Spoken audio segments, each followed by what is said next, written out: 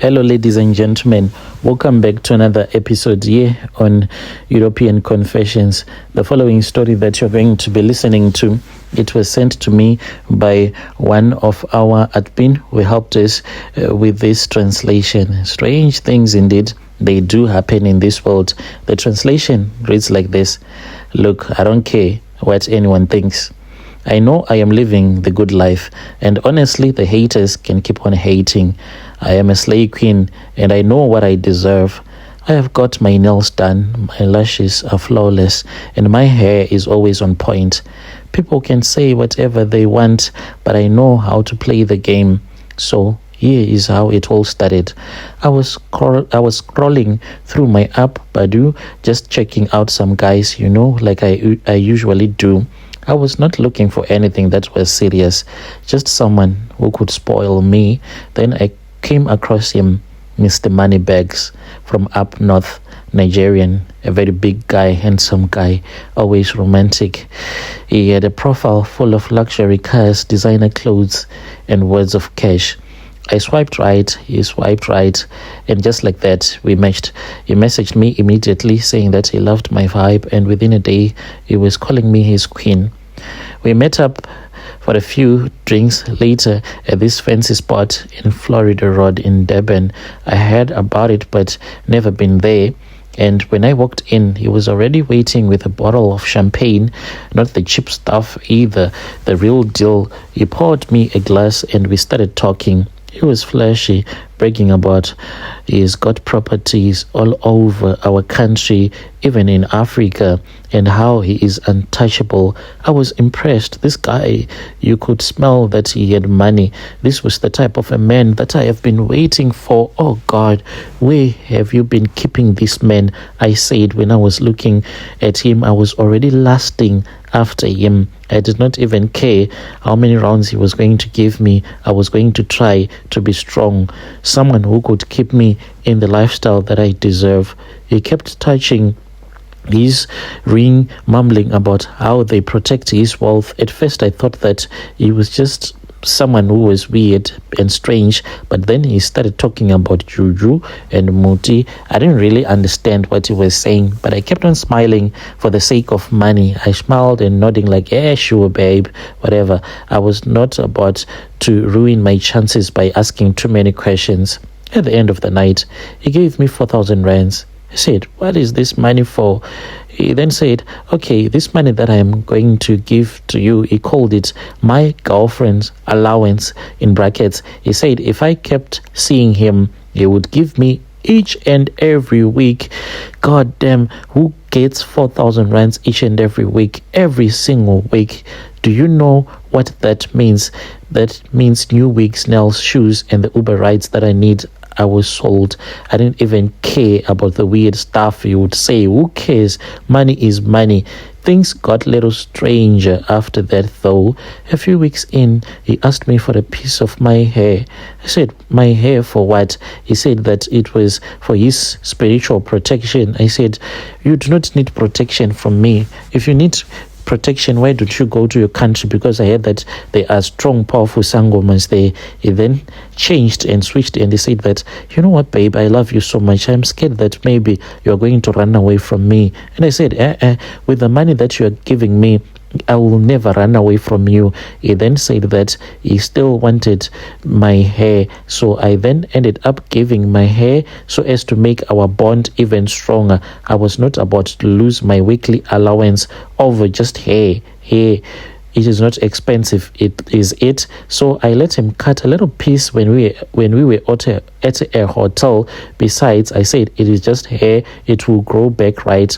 The next week, he upped my allowance to 5K. If he wanted my whole head of hair, I was going to give it to him for that kind of money. Even my mom's and my cousin's hair, I was willing to do that. He started asking for other things too, little things like my nail clippings or even a few drops of my blood. He said that it was part of his spiritual practice in his tradition. It was really weird, I don't want to lie, but hey, who am I to judge? I figured out that as long as he is paying me, he can collect whatever that he wants from my body. Every time I gave him something, he would go off to his little altar at his mansion and started mumbling, holding up his charms and staring at me. And each and every time he would be looking at me, I would feel like really weird. This guy is weird. But I just kept thinking about the next deposit that he would make into my bank account.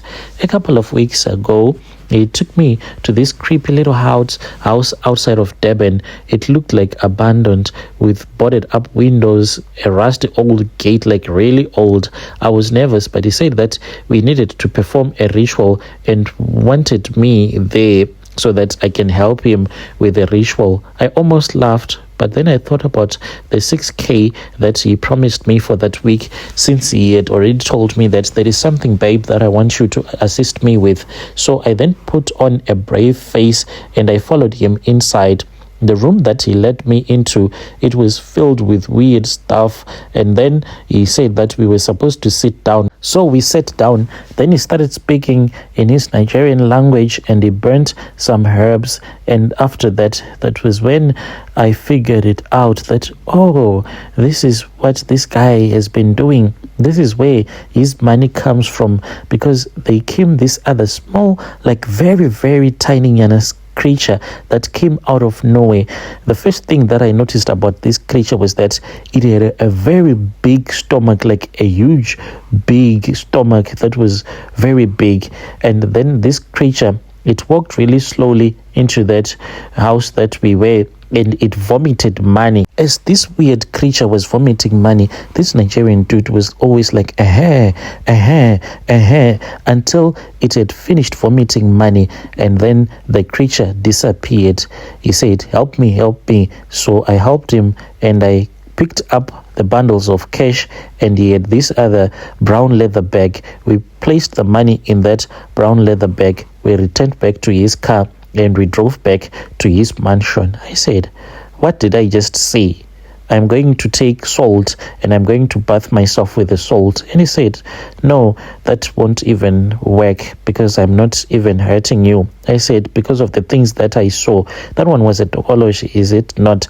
And he then told me that it was just a lucky charm that brings him great wealth. He looked at me and he said that me and him, we can be a great team. So I have since told some of my friends, and they have been telling me to be careful, that he is probably using me for some kind of Nigerian ritual. But I just laugh. I feel as if they are jealous.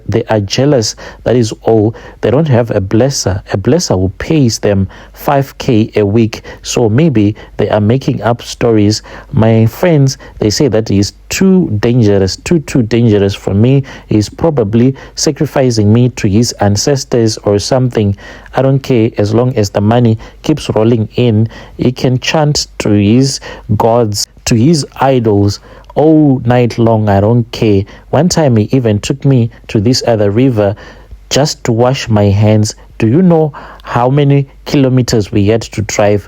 We drove for more than 80 kilometers just for him to say, I want you to wash your hands in this river. And I washed. He said that it was for purification. And when we were traveling back, just like that, he said, take my phone. I took his phone and went to his banking app, and he then said, transfer 3K into your account.